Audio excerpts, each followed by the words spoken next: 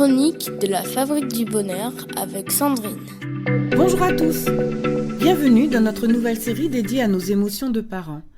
Aujourd'hui, je vous propose de plonger au cœur de nos émotions pour les écouter et pour les comprendre. Toutes nos émotions régissent notre quotidien, façonnent notre identité et révèlent notre authenticité. Elles font de nous des êtres uniques, sensibles et vrais. Alors que les émotions agréables nous transportent, les émotions désagréables sont parfois si intenses que nous tentons de les éviter, les fuir, les occulter de notre pensée et rapidement passer à autre chose. Pourtant, derrière chaque émotion, il y a une explication qui fait sens. Nous savons tous que le cerveau est le siège des émotions.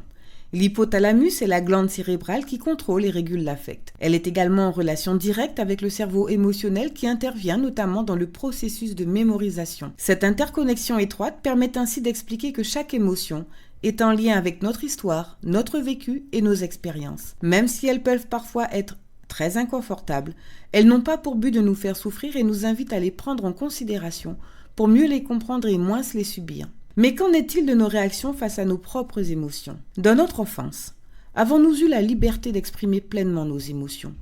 Nous sommes-nous sentis écoutés et valorisés dans nos crises de colère ? Avions-nous la permission de nous plaindre ? Très tôt, nous avons appris à refouler nos émotions, à les dissimuler et à ne pas les écouter. Seulement, en apprenant très tôt à rejeter nos émotions, nous nous retrouvons en tant qu'adultes démunis face à nos propres émotions, mais également celles des autres et en particulier face à celles de nos enfants. Finalement, notre expérience ne nous a-t-elle pas mené à recevoir nos émotions comme nos ennemis, celles qui nous trahissent au quotidien quand elles débordent et nous font réagir d'une façon impulsive et incohérente? Et si nous décidions d'ignorer nos émotions? Ce choix peut rapidement engendrer un déséquilibre et nous plonger dans une spirale infernale. Le fait de contester, nier, refouler ou contrôler nos émotions par rapport à nos ressentis génère inévitablement en nous des frustrations. L'accumulation de ces frustrations peut alors déclencher chez nous des réactions excessives, voire disproportionnées. Il est important de savoir que les émotions non exprimées finissent toujours par ressortir d'une façon ou d'une autre.